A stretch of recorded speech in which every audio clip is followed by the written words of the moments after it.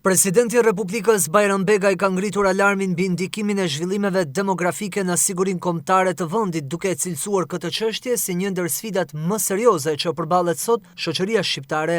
Gjatë fjalës së tij në një aktivitet të Akademisë së Shkencave, kreu i shtetit theksoi se rënja e ndjeshme e numrit të nxënësve, shfaqja e klasave kolektive dhe mungesa e gjallërisë në zonat rurale janë tregues të qartë të krizës demografike që po përjeton Shqipëria. Demografia është fakt dhe trajtimi i sfidës së demografisë me përgjegjësi dhe seriozitet sot është pak vonë, por duhet bërë sot, sepse ndoshta nesër mund mos ketë mundësi të bëjë. Sipas presidentit, vendi ynë po përballet me një mungesë të theksuar të fuqisë punëtore aktive, ndërkohë që papunësia mes të rinjve vjen të mbetet e lartë, duke e bërë situatën edhe më shqetësuese.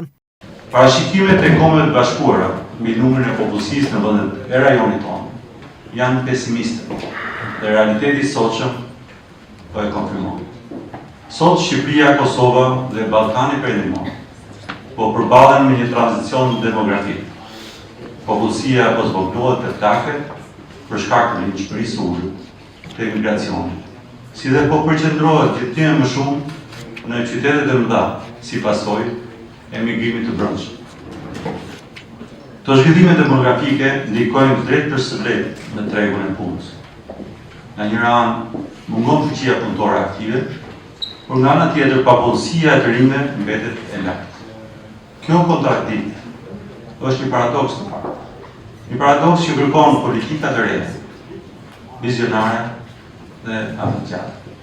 Ndërkohë, tregu i punës ka nevojë, ka kërkesa të mëdha për punonjës me aftësi të reja në teknologji dhe informacion, në shërbime specializuara, në inovacion. Ky është një ndryshim strukturor në fakt, që kërkon përgjegjësi në menaxhim, që zhvillimi të ruajë karakterin social dhe kohezionin kombëtar. Zhvillimet negative demografike nënkuptojnë sfida serioze, jo vetëm për ekonominë, por edhe më gjerë, për sigurinë tonë kombëtare.